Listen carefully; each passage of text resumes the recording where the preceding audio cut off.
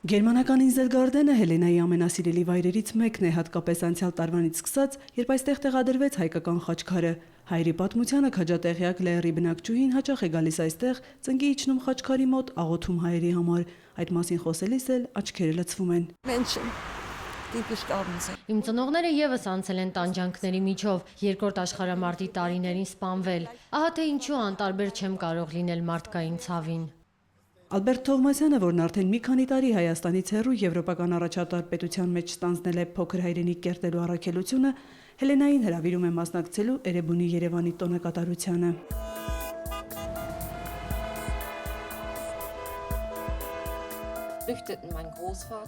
Զալիաթաշի պատմությունը եւս գրվել է ցեղասպանության տարիներին։ Բրեմենի քրեական ոստիկանապետի ընտանիքը եւս անցել է 1915-ի Գողգոթան։ Հայրս ասունցի էր, երբ մահացավ, տարան հայրենի քաղաք, իսկ երկարամյա փնտրտուքներից հետո 30 տարի անց Զալիան Հոլանդիայում գտավ քրիստոնյա հորեղբորը։ Ալբերտ Թովմասյանի հետ հանդիպումը ծպտյալ հայուհուն վերադարձրեց իր ակունքներին։ Այժմ արդեն նա հնարավորություն ունի իր սրտի խոսքն ասելու մի վայրից, որը հիշատակում է մեկ դար առաջ նահատակված 1.5 միլիոն հայերին ու նաև անձամբ իր գերդաստանի կորսված անդամներին։ Ալբերտի հետ հանդիպեցի պատահական այստեղ ապրող տարբեր ազգերին նվիրված մի միջոցառման ժամանակ, երբ իմացա հայ է, որոշեցի, որ պետք է օգնեմ նրան։ Խաչքարի տեղադրումից հետո Լեռում բնակվող Միաքայ Թովմասյան ընտանիքն անմիջապես նախաձեռնեց կենտրոնական այգին հայկական պուրակի վերածելու նախագիծը, ինչի կապակցությամբ Ալբերտ Թովմասյանը դիմեց Երևանի քաղաքապետ Տարոն Մարգարյանին։ Երկու քաղաքների բարեկամությունը խորհրդանշող նստարանների ձեռքբերման խնդրանքով ամիսներ անց նստարանները Հայաստանից տեղափոխվեցին Լեռ։ Օտար երկիր է, բայց մենք մեր հայությունը պետք է պաշտպանենք անպայման ու կոչ եմ անում բոլորին միասնական լինեն իրար հետ։ Ու ավելի լավ, մեծ, ավելի շատ գործեր կանենք։ Պլանավորվեց, որ այսօր նշենք Էրեբունի Երևան 2798-ամյակին։ Էրեբունի Երևանի 2798-ամյակին նվիրված խորհրդանշական Նիկոլ Դուման ընկերության պատրաստած նստարանների տեղադրումը վերածվեց մեծ իրադարձության, որին մասնակցում էին Գերմանիայի քաղաքական ազդեցիկ դեմքերը։ Լեռի մարզպետ Եվրախորհրդարանի падգամավոր Մաթիաս Գրոթեն, Լեռի փոխքաղաքապետ Բունդեսթագի падգամավոր Բրունո Շախները, SPD կուսակցության падգամավոր Մարկոս Պաշկեն, գերմանացի անվանի հայագետ Յոխեն Մանգելսենը։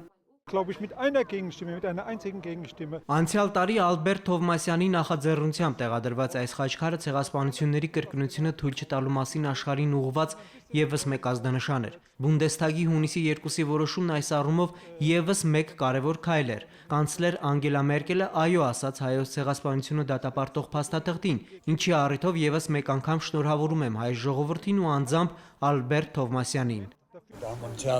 Ալբերտն այս ծրագրերի իրականացմամբ ունի մեկ նպատակ՝ միավորել երկու հայրենիքները, ծննդավայրից մի կտոր հիմնել այստեղ։ Այս իրադարձությունը հուշում է մեկ բան, այն ուղերձ է բոլորին, թե մեկ մարդը ինչ կարող է անել միայնակ։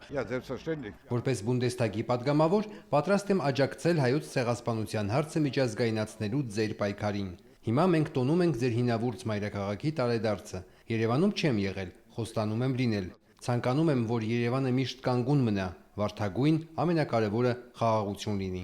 Ընդհանրապես ցեղասպանությունների թեման Եվրախորհրդարանի օրակարգի առանցքային հարցերից մեկն է։ Մաթիաս Գրոթեն չի մոռանում Օսմանյան կայսրության կողմից հայերի ցեղասպանության մասին։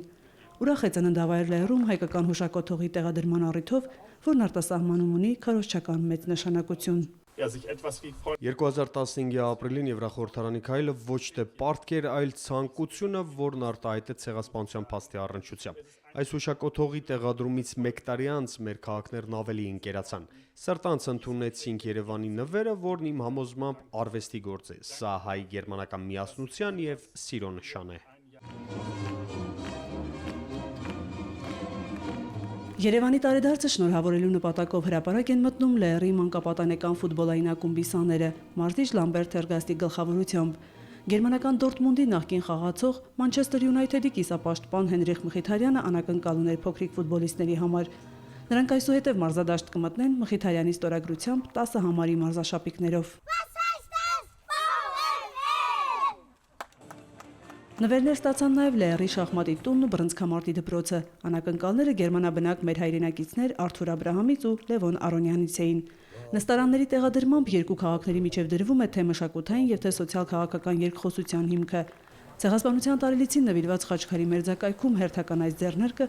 Գերմանիայում մեր երկրի դեսպանը պատահական չի համարում։ Աշոտ Սմբատյանի ողջույնի նամակը ընթերցում է Դեսպանության խորհրդականը։ Ձեր հաստատուն աջակցությամբ են իհարկե մեր հայրենակիցները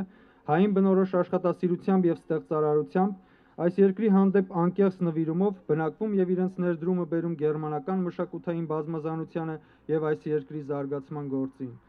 Մենք քիչ ենք, սակայն մեզ հայ են ասում։ Փոքրիկ Վալերին հնչեցնում է դասականի տողերը, որոնք արդեն 1.5 տասնամյակ օտարափերում իր ընտանիքի ապրելու բանաձևն են։ Մեր մայրաքաղաքի տոնին նվիրված ելույթը Վալենտինան ամուսնու Վիկտոր Շարոկինի հետ կատարում է մեծ ոգևորությամբ։